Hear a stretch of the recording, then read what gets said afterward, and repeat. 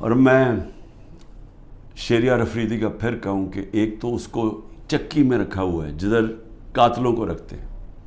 اس کے بعد جب اس کو وہاں جانے نہیں دیا، وہاں جا کے اس کے رشتہ داروں کو اٹھا لیا، جنازے سے اس کے رشتہ داروں کو اٹھا کے جیل میں ڈال دیا،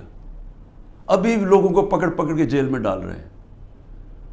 اور سب سے جو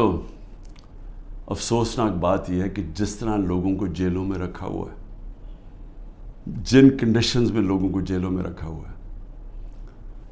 جس طرح کے شہریار افریدی، ان کو منسٹر رہ چکے ہیں، ان کو کلاس بی یا جو بھی جیل ہوتا ہے اس کے اندر فیسلٹیز دی جاتی ہیں۔ ذرا دیکھیے نواز شریف وغیرہ اور یہ مریم یہ کیسے رہتے تھے جیلوں میں، شہباز شریف کیسے رہتا تھا، اربوں روپے کی چوری کی ہوئی ہے، انہوں نے کنوکٹ ہو گئے ہیں۔ پینما کے اندر انکشاف ہوا کہ یہ مہنگے مہنگے ان کے اربوں روپے کی اپارٹمنٹس، یہ یہاں سے پیسہ چوری ہو کے گیا کیونکہ ان کے پاس تو کوئی منی ٹریل نہیں تھی۔ تو رہن سہن ان کا دیکھیں، ان کی کیا غلطی ہے؟